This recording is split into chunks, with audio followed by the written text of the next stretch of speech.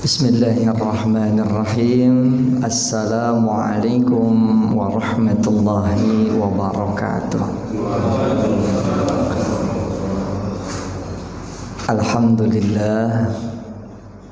Alhamdulillahilladzi asra bi'abdihi laylan minal masjidil harami ilal masjidil aqsa alladzi barakna hawlahu الذي باركنا حوله لنريه من آياتنا إنه هو السميع البصير أشهد أن لا إله إلا الله وأشهد أن محمد رسول الله اللهم صل وسلم على سيدنا محمد وعلى آله وصحبه أجمعين.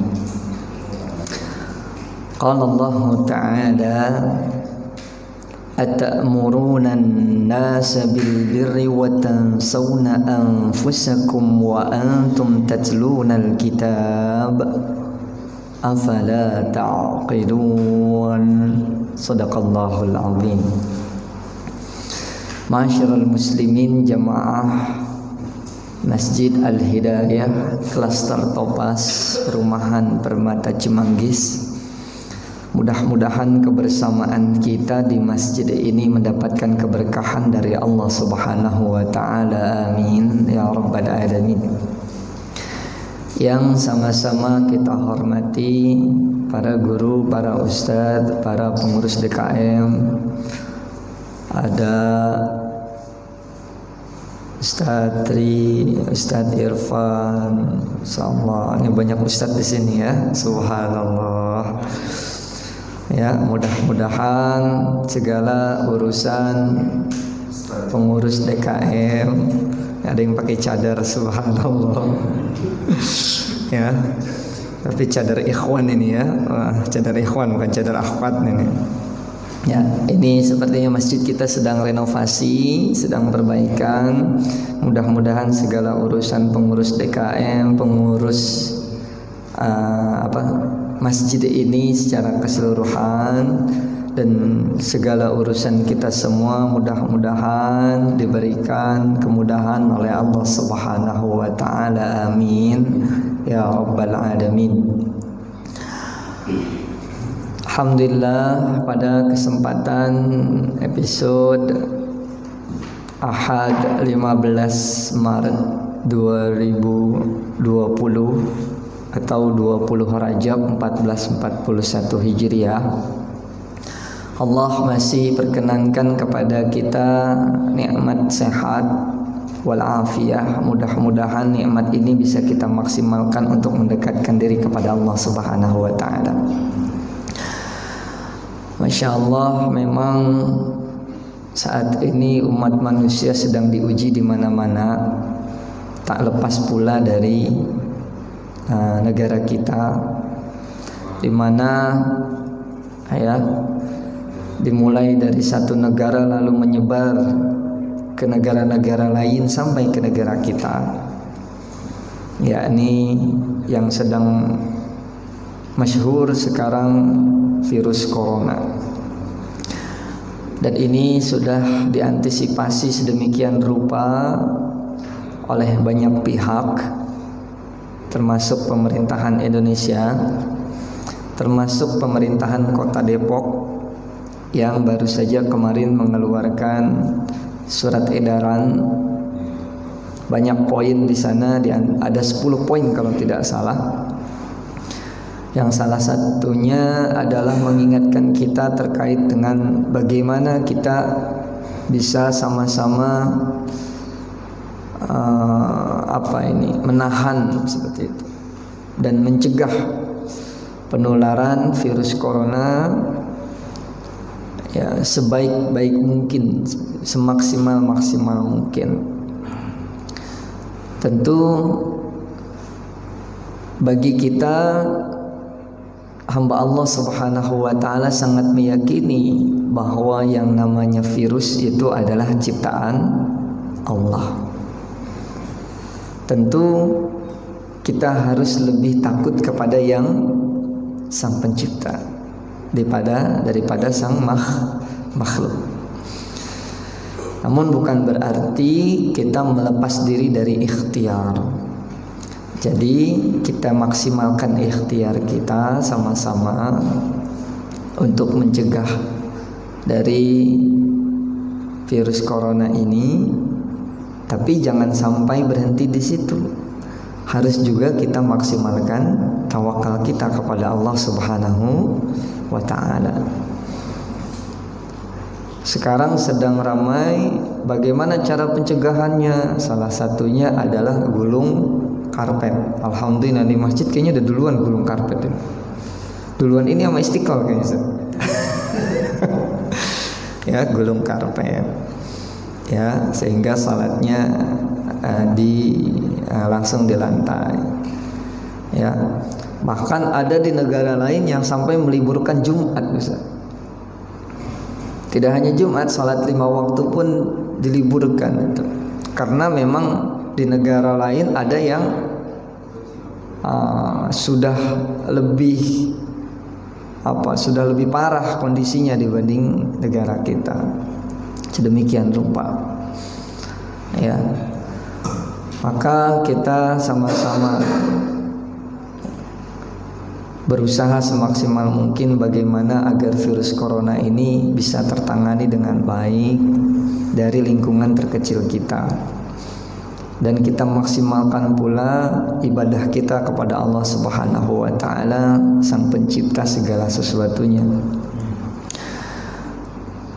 Kita koreksi bagaimana kualitas salat kita. Kita sekarang ada di bulan Rajab. Bulan Rajab identik sekali dengan bulan yang disucikan, Arba'atun Hurum. Bulan yang disucikan, Arba'atun Hurum, dijelaskan oleh sahabat Nabi Ibnu Abbas bahwasanya ditetapkan Arba'atun Hurum, pastinya Allah dalam Al-Quran disebutkan fala tadlimu fihinna anfusakum. Pastinya Allah akan melipat gandakan setiap amal keburukan kita, balasan dosanya. Jadi kalau kita melakukan kemaksiatan di bulan haram seperti bulan Rajab ini, Allah akan lipat gandakan balasan dosanya, balasan keburukannya. Dan begitu pun ketika kita melakukan kebaikan, Allah akan balas dengan berlipat ganda kebaikannya, pahalanya. Maka coba kita koreksi kualitas amal saleh kita. Kalau sudah kondisinya kayak gini, ya, di mana-mana di negara lain bahkan sudah lockdown luar biasa. Na'udzubillah, jangan sampai kita sampai ke level itu. Tapi yang jelas kita memang harus introspeksi sama-sama, muhasabah diri bagaimana kualitas amal kebaikan kita. Dari salat saja dulu, bagaimana wudhu kita, apakah wudhunya sudah benar atau belum, syarat dan rukunnya sudah tepat atau belum, rukun-rukun wudhunya sudah oke atau belum. Jangan-jangan basuh wajahnya ala Syafi'i, lalu kemudian basuh kepalanya ala Hanafi. Ya, yang seperti itu kan nanti jadi tidak tepat karena mencampur adukan banyak mazhab dalam satu perbuatan. Itu namanya talfik yang tidak dibolehkan. Atau jangan-jangan salatnya, ya, salatnya takbiratul ihramnya dengan mazhab satu, lalu kemudian tahiyatnya dengan mazhab yang lainnya. Nah, sudahkah kita koreksi sampai sejauh itu? Maka kita coba koreksi itu semua, sehingga amal ibadah yang kita lakukan sesuai dengan ilmunya, tidak sekedar saja yang penting salat. Begitupun baca Quran. Di sini juga ada program tahsinnya, subhanallah. Jangan sekedar baca Quran, tapi coba dikoreksi. Bagaimana sifatul hurufnya, bagaimana makharijul hurufnya, gunahnya sudah tepat atau belum, dan seterusnya. Sehingga kualitas sholat kita baik, kualitas wudhu kita baik, kualitas bacaan Al-Quran kita baik. Semakin baik itu semua, maka semakin banyak kebaikan yang kita dapatkan, insya Allah. Jadi memaksimalkan ibadah itu contoh-contohnya. Maka ini momen muhasabah luar biasa buat kita semua. Dari mulai awal tahun 2020, dari banjir yang datang, Masya Allah, ada gunung yang meletus, Masya Allah. Belum lama kemarin ada gempa di Sukabumi, Masya Allah. Virus corona sudah makin mengganas, Masya Allah. Kalau kita masih kurang introspeksi diri, masih kurang bermuhasabah, terus mau nunggu apa lagi? Untuk kita sama-sama sadar betapa banyak kesalahan, kekhilafan, dosa yang kita lakukan. Maka mudah-mudahan Allah istiqomahkan kita senantiasa dalam kebaikan, dan Allah jauhkan kita dari segala bentuk kemaksiatan. Dan mudah-mudahan Allah jaga kita, Allah jaga keluarga kita, Allah jaga tetangga-tetangga kita, saudara-saudara kita dari segala hal yang buruk-buruk. Amin, amin ya rabbal alamin. Sebelumnya mari, sebelum kita masuk kepada bab ke-24, ini babnya ada serem banget ini, khususnya buat saya ini. Ini pernah saya bahas pekan lalu dalam satu acara pelatihan khutbah Jumat. Ini saya sampaikan ini juga. Jadi ini bikin serem khotib-khotib Jumat sebenarnya, bikin takut ustadz sebenarnya ini ya. Tapi ini introspeksi buat kita semua. Ya, sebelum kita masuk kepada bab 24 dari kitab Riyadhus Shalihin, dan nanti yang kita perkaya dari syarahnya kitab Dalilul Falihin.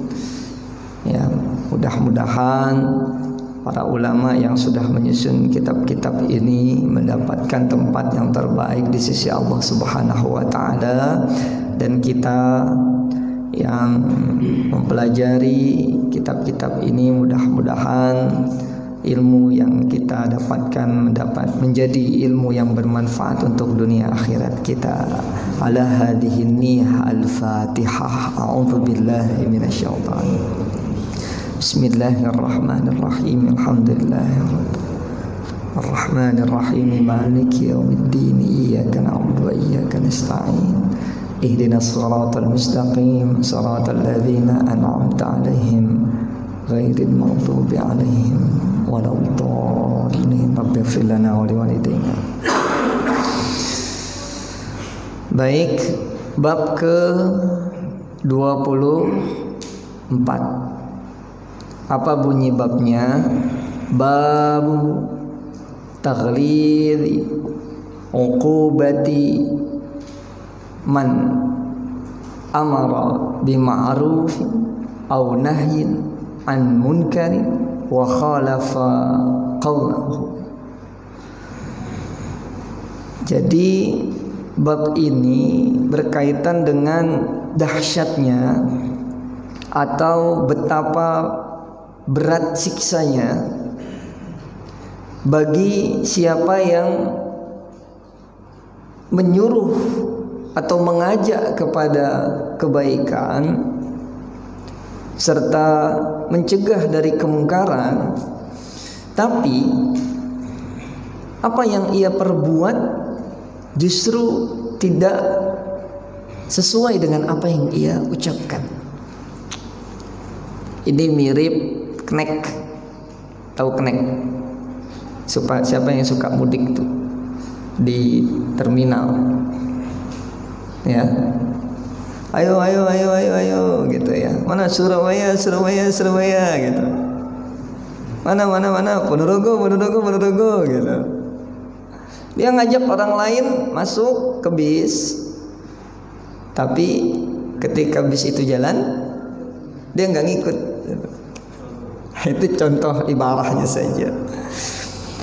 Jadi ada orang Dan tidak sedikit yang seperti ini, naudzubillah, jika kita termasuk di dalamnya. Naudzubillah min dzalik. Mengajak orang kebaikan, ngisi kajian, khatib Jumat, ngisi kultum, atau bapak-bapak yang menyuruh istrinya atau menyuruh anaknya, atau kita mengingatkan kepada tetangga, tapi ia sendiri melanggar apa yang ia ucapkan.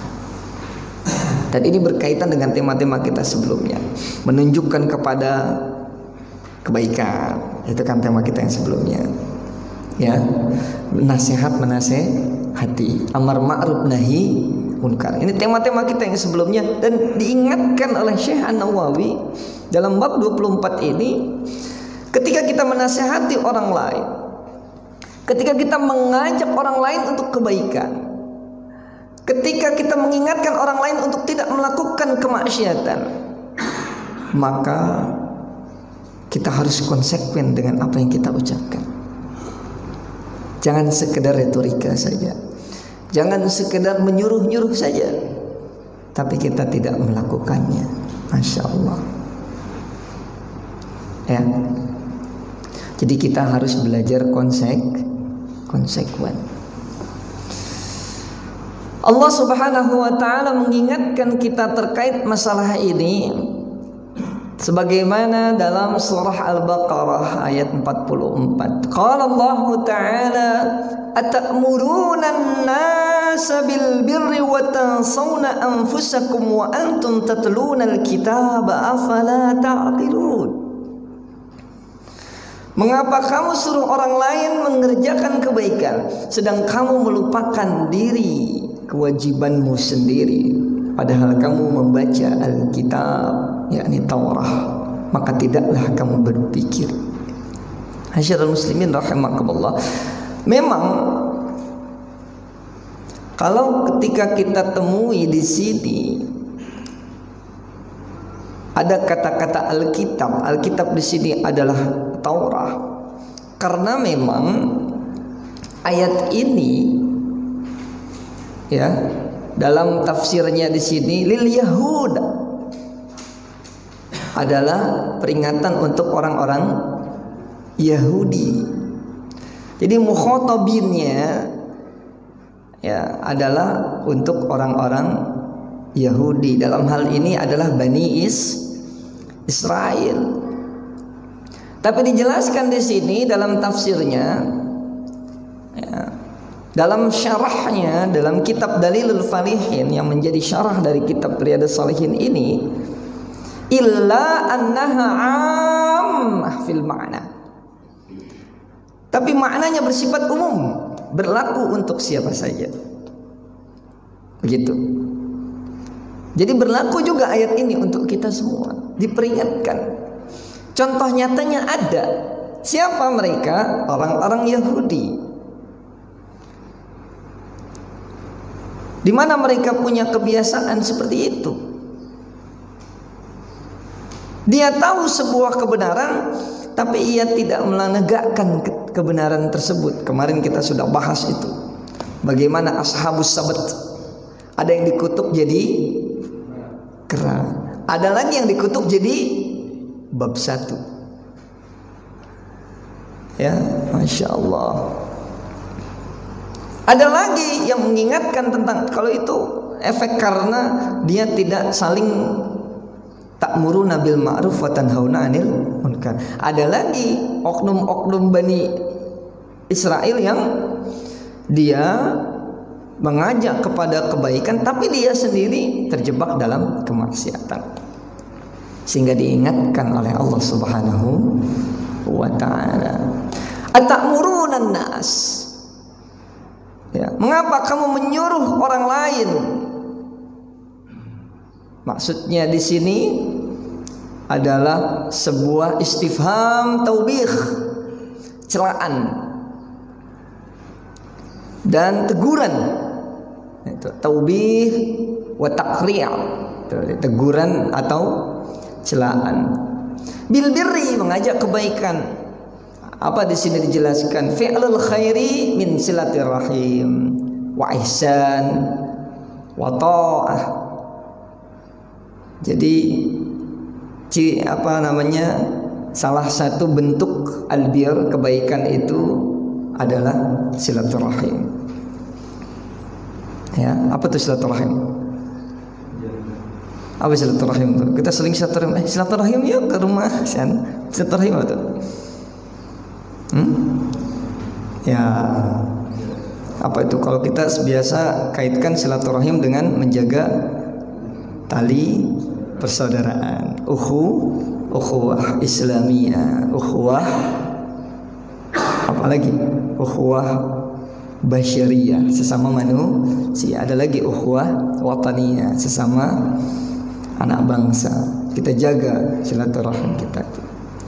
Wa ihsan, apapun itu bentuk kebaikan. Ini ada sampah misalkan, ya angkat aja gitu. Nggak usah nunggu merebut misalkan. Ya, di jalan ada duri, kita singkirkan. Ya, wa ta'atillah, dan juga taat kepada Allah. Segala bentuk ketaatan kita kepada Allah ini adalah bagian dari albir. Ya. Wa tansawna anfusakum, maksudnya adalah tatruku, artinya engkau meninggalkan, ya, untuk melakukan kebaikan tersebut. Artinya kebaikan itu sudah cakep disampaikan kepada orang lain, tapi ia tidak melaksanakan itu.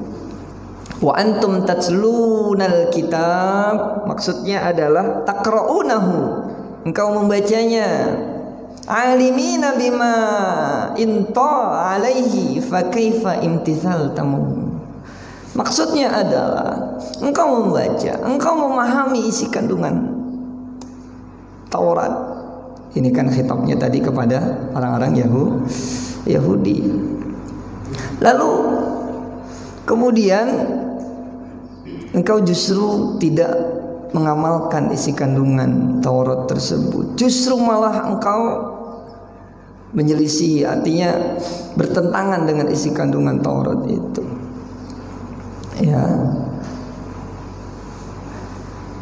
Dan di kitab ini dikatakan wahiyya haliyatun ablaghu minal mufrad.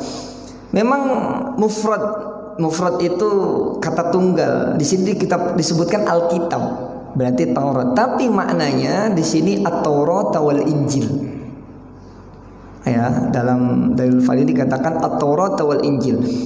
Bentuknya mufrad, kata-katanya Alkitab, tapi ablagh. Makna yang kita bisa ambil dari kata-kata Alkitab ini tidak hanya Taurat tapi juga Injil. Nah, ini tentunya juga menyinggung kaum Nasrani.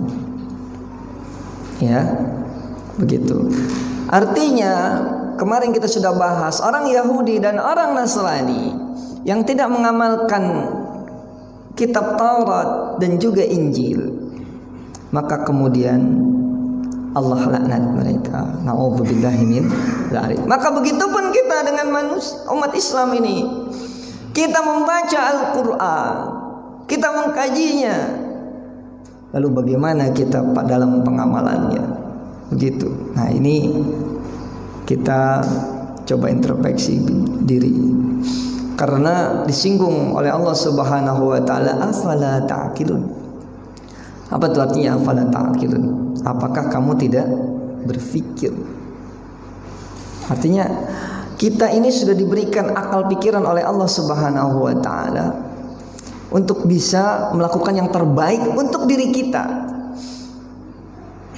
Jadi masa iya sih, kan gini ya, masa iya sih antum punya makanan bergizi baik, lalu kemudian antum berikan kepada orang lain, tapi antum sendiri memakan makanan yang tidak bergizi dan tidak baik untuk tubuh. Jadi bertentangan dengan akal gitu. Karena akal pikiran kita pasti akan, wah ini baik buat orang lain dan baik buat saya, kenapa saya tidak memakannya, kan begitu. Jadi kalau kita pikiran kan begitu kadang. Oke, sekarang simpelnya begini. Kita punya uang, ya, kita bisa berikan kepada orang lain agar orang lain itu bisa memanfaatkan uang tersebut untuk kebaikan dirinya. Lalu kenapa kita tidak manfaatkan uang itu untuk kebaikan diri kita sendiri, kan gitu. Kalau bicara materi kita kadang cepat begitu. Tapi bagaimana ketika kita bicara non materi? Kebaikan yang bersifat abstrak itu tidak terlihat. Pahala kan dan dosa tidak terlihat itu. Maka disinggung oleh Allah, afala ta'qilun gitu.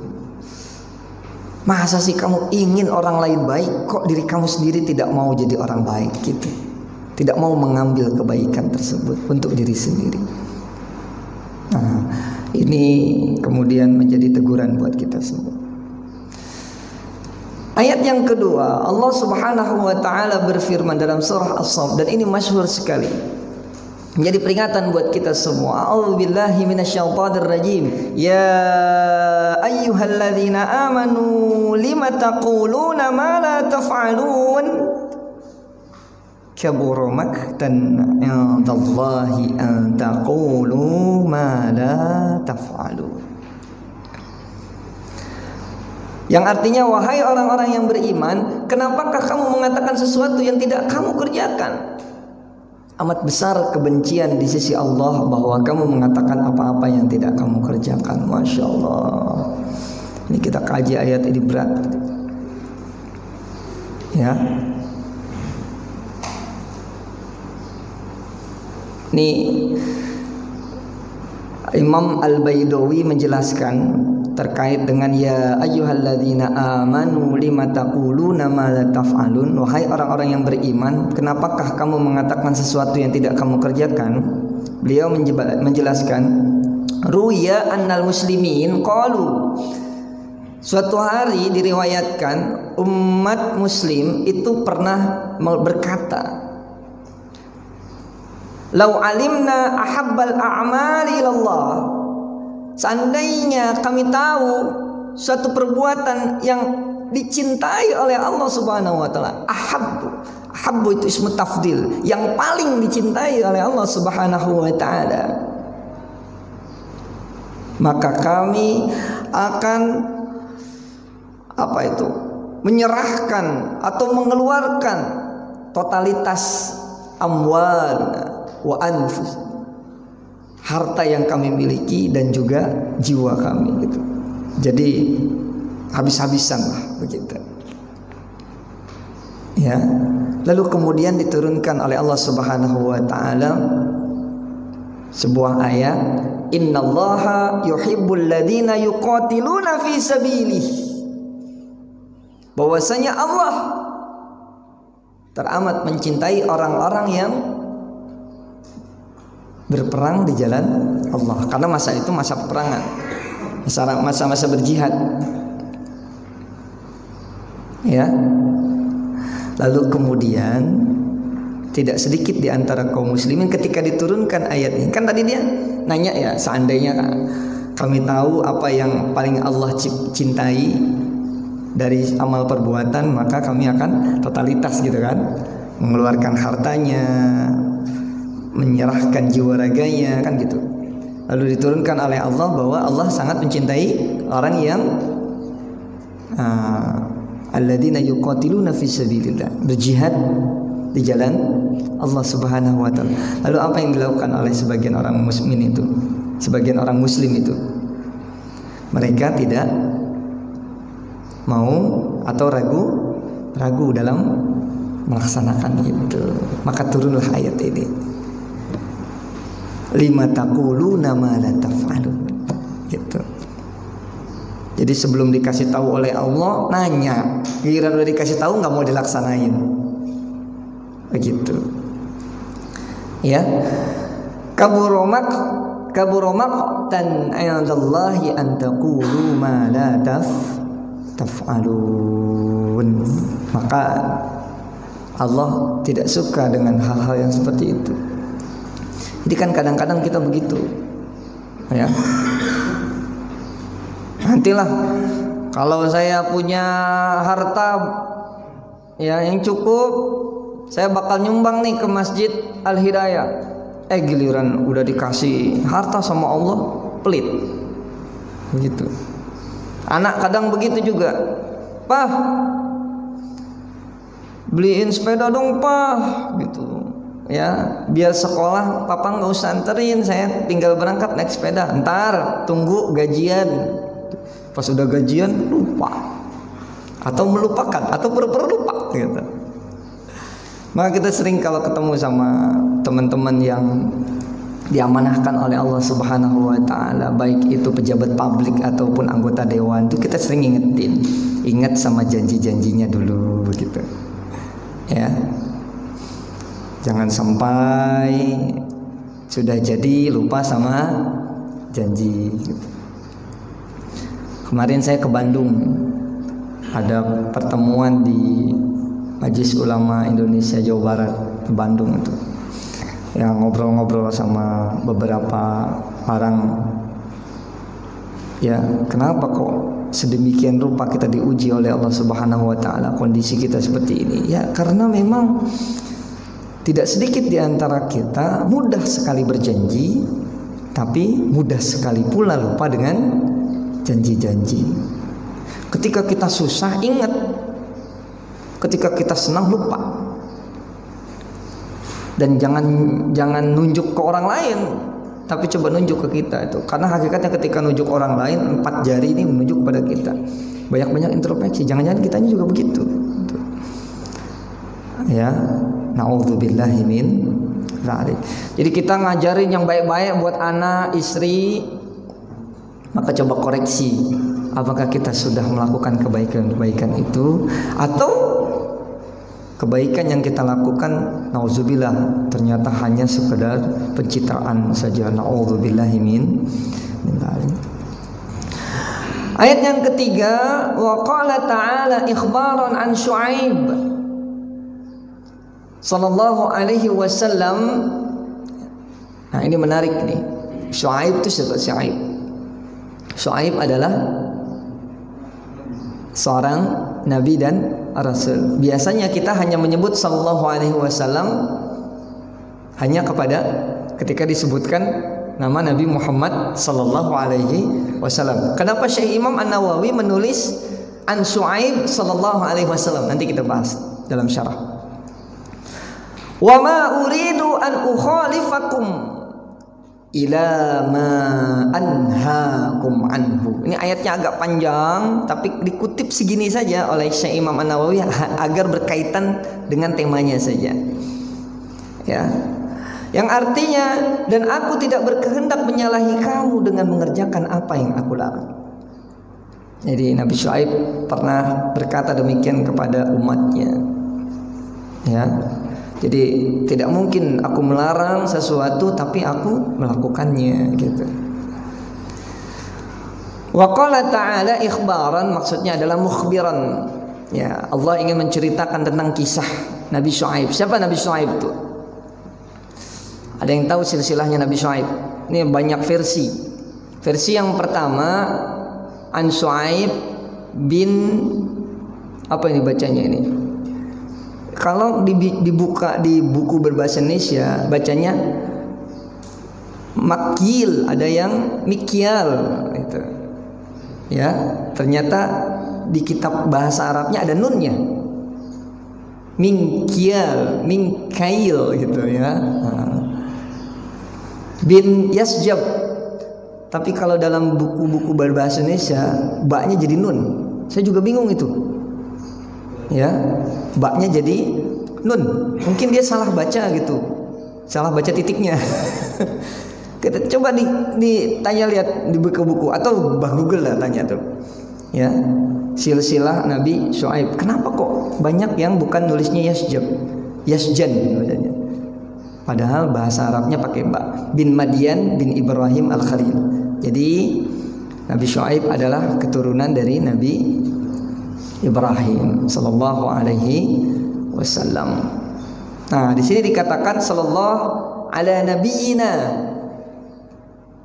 wa alaihi wa ala sairin nabiyyin gitu.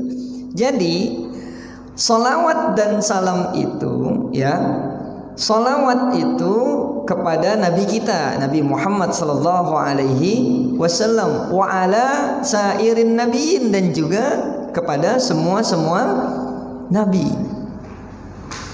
Ya.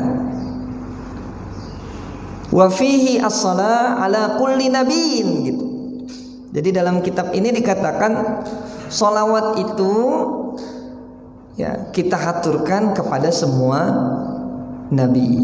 Karena ada hadisnya dikatakan sallu ala anbiya'illah fa innahum arsalu kama arsaltu. Ya. Jadi bersalawatlah kalian kepada nabi-nabi Allah. Kenapa? Karena mereka diutus sebagaimana aku juga diutus, begitu. Oleh Allah. Nah, itu hadis riwayat At-Tabrani. Jadi nggak apa-apa, nggak harus Nabi Adam alaihissalam, nggak harus Nabi Adam alaihissalam, tapi juga boleh Nabi Adam sallallahu alaihi wasallam, tidak apa-apa, begitu. Ya. Nah, ini di sini disebutkan dalam kitab Tahdzib yang tadi itu. Nasabnya Nabi Syuaib yang demikian ada dalam kitab Tahdzib. Tapi dalam kitab Suzuz karya Ibnu Al-Jauzi beda lagi. Syuaib itu bin Anqa bin Buaib. Ini tulisannya Buaib, tapi kalau di kitab-kitab berbahasa Indonesia Buain. Saya nggak ngerti itu kenapa Buain, tapi dalam kitab berbahasa Arab Buaib bin Madian bin Ibrahim gitu. Jadi ada banyak versi terkait dengan nasabnya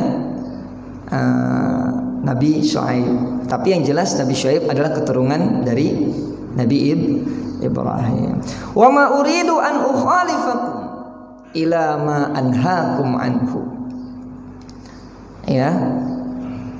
Maksudnya adalah wa ma uridu an atiya bima anhaakum anhu. Saya tidak akan mungkin, kata Nabi Syuaib itu, untuk melakukan sesuatu apa yang dilarang, apa yang aku larang gitu, kata Syuaib. Jadi Nabi Syuaib memberikan larangan-larangan kepada umatnya, dan tidak mungkin ia melakukan apa yang dilarang untuk umatnya, begitu. Karena apa? Karena istabadda itu artinya tirani atau penguasa yang lalim. Ya, istabadda itu bahasa Arab. Istabadda artinya penguasa yang lalim, tirani, zalim dan lain sebagainya, yang dia menyuruh penduduknya untuk melakukan penghematan, tapi dia sendiri melakukan ubat tabzir misalkan, begitu. Menyuruh penduduknya untuk taat hukum, tapi dia sendiri korupsi misalkan, seperti itu. Ya. Jadi jelas di sini bahwa perbuatan ini sangat tidak baik dan ditekankan dalam banyak ayat Al-Qur'an. Masyaallah muslimin rahimakumullah, langsung saja kepada hadis, dan hadisnya hanya satu dalam bab ini. Wa an Abi Zaidin Usamah bin Zaidin bin Harithah. Ini menarik ini, karena hadis ini diriwayatkan dari Usamah bin Zaid bin Harithah. Ini sahabat-sahabat Nabi semua ini. Makanya dikatakan radhiyallahu anhuma. Kan kita dapatkan hadis radhiyallahu anhu. Apa bedanya radhiyallahu anhu dengan radhiyallahu anhum dengan radhiyallahu anhuma? Jadi disebut dengan radhiyallahu anhu ketika hadis itu didapati dari satu sahabat. Ya. Artinya sahabat itu bapaknya bukan mukmin gitu. Nah, kalau anhuma berarti ya ada dua orang mukmin dalam satu keluarga itu, ya, Zaid bin Harithah. Ya. Jadi keduanya adalah seorang sahabat Nabi, maka disebut dengan anhuma. Qala sami'tu Rasulullah sallallahu alaihi wasallam. Ya. Abi Zaid ini Usama pernah mendengar Rasulullah SAW yaqul bersabda. Ini serem banget ini. Ya, coba deh dibaca pelan-pelan itu. Masya Allah. Jadi saya mendengar Rasulullah SAW bersabda, kata Abu Zaid.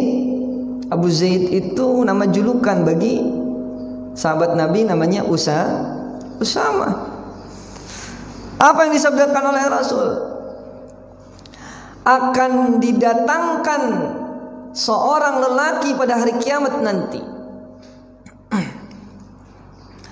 Kemudian ia dilemparkan ke dalam neraka, orang laki-laki ini. Lalu setelah dilemparkan ke dalam neraka, disaksikan oleh penduduk neraka, keluarlah isi perut usus-ususnya. Insyaallah. Ya. Aktabu itu usus-usus. Ya. Usus-usus. Nah, indalako itu kalau dalam bahasa Arab itu keluar dari tempatnya. Jadi usus itu kan tempatnya di perut, maka keluarnya dari perut gitu. Ya, maka kita kan punya pusat di sini ya, pusat di tengah-tengah perut kita itu. Nah, jadi keluar dari jauh dari situ, Masya Allah. Ya, akan keluar isi perutnya, yakni usus-ususnya. Terus berputarlah orang tadi pada isi perutnya sebagaimana seekor keledai mengelilingi gilingan. Jadi kalau zaman dulu belum ada alat semodern sekarang, kalau menggiling biji kedelai gitu ya, itu dengan batu, lalu kemudian ditumpuk dengan batu. Lalu kemudian digiling itu dari atas sampai halus, sampai menjadi tepung gitu. Ya. Gandum dijadikan tepung, begitu caranya. Nah, jadi keledai ditaruh lalu muter-muter dia itu. Nah, sampai gitu. Nah, nanti di yaumil akhirah ada orang yang begitu tuh muter-muter. Ya, di tengah-tengah penduduk neraka. Lalu ada yang kenalin itu dari orang yang ahli neraka itu. Loh, mengapa engkau ada di sini wahai fulan? Kaget dia. Bukankah engkau dahulu suka memerintahkan kepada kebaikan dan melarang dari kemungkaran?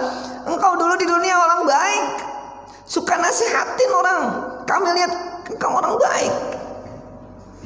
Tapi kok masuk neraka dengan azab yang sedemikian, dihinakan oleh Allah Subhanahu wa taala. Lalu orang tersebut menjawab, benar, saya dahulu memerintahkan kepada kebaikan, tapi saya sendiri tidak melakukannya, dan saya melarang dari kemungkaran, tetapi saya sendiri mengerjakannya. Muttafaqun alaih. Hadis ini diriwayatkan oleh Bukhari dan Muslim. Masyarul muslimin rahimakumullah. Ya, maka ada 3 ayat tadi dan 1 hadis ini menjadi peringatan buat kita semua.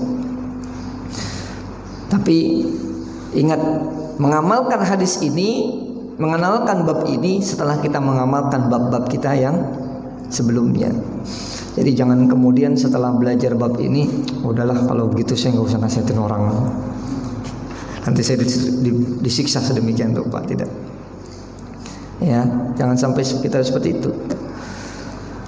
Ya. Justru ketika kita tidak mengingatkan orang lain untuk amar ma'ruf nahi munkar, juga dapat peringatan kemarin itu. Ada yang dikutuk jadi kera, ada yang dikutuk jadi bab 1. Lah terus jadinya gimana tadi ya?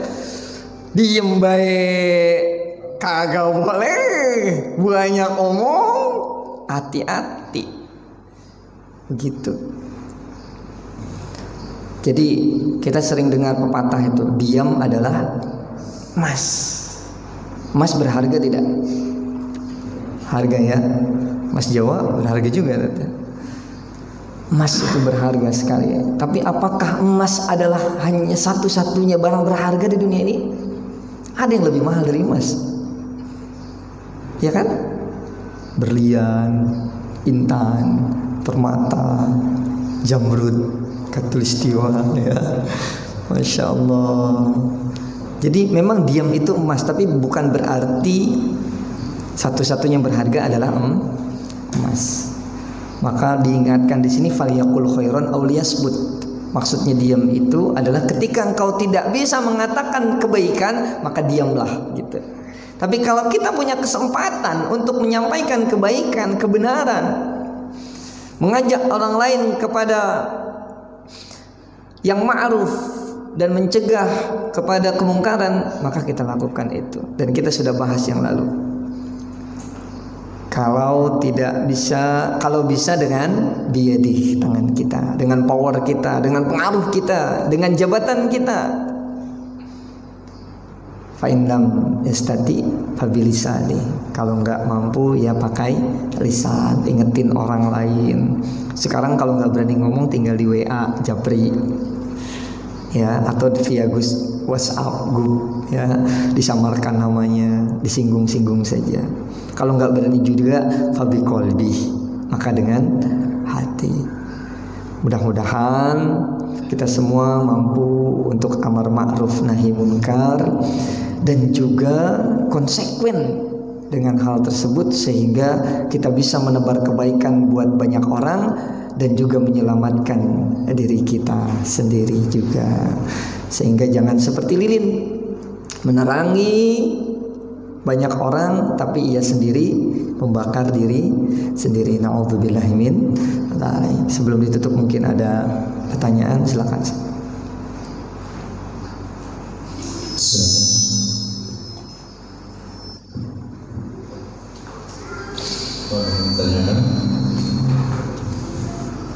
Ada tegang masalahnya saat ini temanya ini. Ayo. Ada?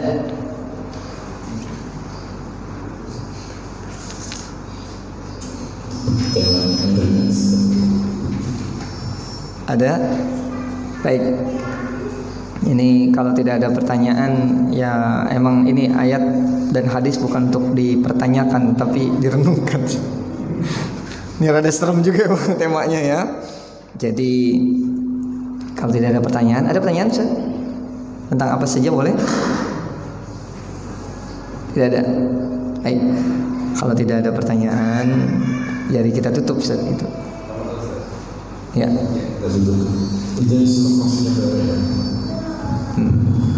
Tapi belum masuk syuruk. Ya, jangan sholat dulu karena belum dibolehkan kita, karena kita masih ada waktu al-manhi di situ, waktu yang dilarang untuk melaksanakan sholat. Kenapa? Karena di zaman dulu ada penyembah matahari. Maka ketika matahari tenggelam, tepat ketika matahari tenggelam dan ketika matahari tepat terbit, kita dilarang untuk sholat agar tidak menyerupai para penyembah matahari. Maka kita patokannya tunggu syuruk sekitar 10 atau 15 menit setelah sunrise. Baik.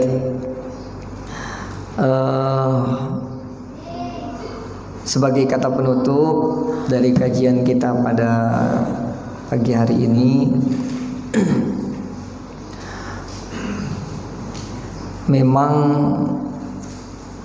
dunia ini digemparkan oleh satu virus ini, virus corona. Maka ada banyak himbauan untuk kita semua. Salah satunya himbauan dari Majelis Ulama Indonesia untuk memperbanyak qunut nazilah. Allahumma dfa' annal ghala wal wabah itu wabah gitu ya. Corona wal fahsya wal munkar. Karena memang kita akui fahsya wal munkar menyebar di mana-mana. Ya, sangat merusak jati diri kita sebagai sosok muslim, sosok mukminin. Maka sebenarnya virus juga itu, fahsya wal munkar itu virus sebenarnya. Ya. Maka kita sering tidak takut dengan virus itu, ya, virus fahsya wal munkar. Tapi kadang kita lebih takut kepada wabah seperti virus corona. Jadi kita tidak takut dengan perilaku kecurangan di mana-mana, perilaku kemaksiatan di mana-mana. Dan kalau kita baca sejarah umat-umat terdahulu itu sebegitu demikian luar biasa ditimpakan musibah oleh Allah Subhanahu wa taala karena faktor kemaksiatan itu. Fahsya wal munkar terjadi di mana-mana. Maka ketika terjadi fahsya wal munkar di tengah-tengah kita, jangan sampai diam. Ta'muruna bil ma'ruf wa tanhauna 'anil munkar. Kita tegakkan yang ma'ruf, kita cegah yang munkar dengan kapasitas kita masing-masing, dengan tokoh kita masing-masing. Dan setelah itu tidak hanya kita menyuruh orang lain, tidak hanya melarang orang lain, tapi juga kita berusaha semaksimal mungkin untuk konsisten dan konsekuen dengan apa yang kita ucapkan, dengan dibuktikan perbuatan-perbuatan yang menjadi bukti bahwa kita tidak hanya sekedar bisa bicara tapi juga bisa mengamalkannya. Doakan saya yang sering banyak bicara di sini ya, guru-guru yang banyak mengingatkan ya, ada Ustaz Fauzan di sini yang mengisi juga dan ustaz-ustaz yang lainnya ya, karena ini sudah risiko ya.